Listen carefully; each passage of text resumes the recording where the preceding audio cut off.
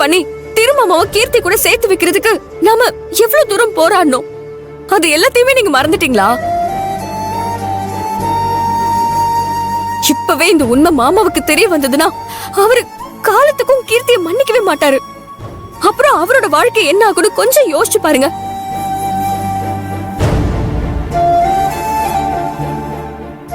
ஏற்கனவே கீர்த்தி பண்ண எல்லாத்தையும் கொஞ்சம் கொஞ்சமா மறந்து அவளோட வயித்துல வளர குழந்தைக்காக தான் திரும்பமா அவளை ஏத்துக்க ஆரம்பிச்சிருக்காரு.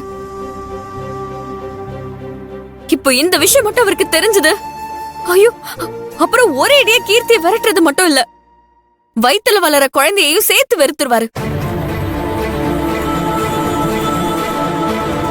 வேலு, என்ன பொறுத்த வரைக்கும் இந்த விஷயம் திருமாமாவுக்கு தெரியவே கூடாது. மறுபடியும் கீர்த்தி அவர் முதுகுல குத்துனாங்கிற விஷயம் அவருக்கு மட்டும் தெரிஞ்சது, அவர் சத்தியமா தாங்கிக்கவே மாட்டாரு. இப்ப என்னதாங்க பண்ண சொல்றீங்க? இவங்களை இப்படியே விட சொல்றீங்களா?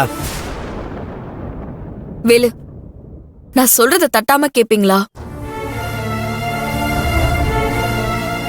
அப்படிங்கிற நம்பிக்கையில தான் நான் சொல்றேன். திருமாமாவுக்கு மட்டும் இந்த உண்மை தெரிஞ்சது, அவர் உடைஞ்சு போய் இதுக்காக எந்த எல்லைக்கும் போக தயாராயிருவாரு. உங்க அண்ணன் அந்த நிலைமையில பாக்குறதுக்கு நீங்க விரும்புறீங்களா? சொல்லுங்க வேலு. இங்க பாருங்க வேலு, இது ஏற்கனவே ஏன் மேல விழுந்த பழி. இத நானே சுமந்துகிட்டு போறேனே. காலப்போக்குல மகா நீ என்ன புரிஞ்சுக்க போறாங்க. ஆனா இந்த விஷயம் மட்டும் தயவு செஞ்சு வெளியில யார்கிட்டயும் சொல்ல வேண்டாம். கீர்த்தி எப்படி ஹேண்டில் பண்ணணும்னு எனக்கு தெரியும் வேலு.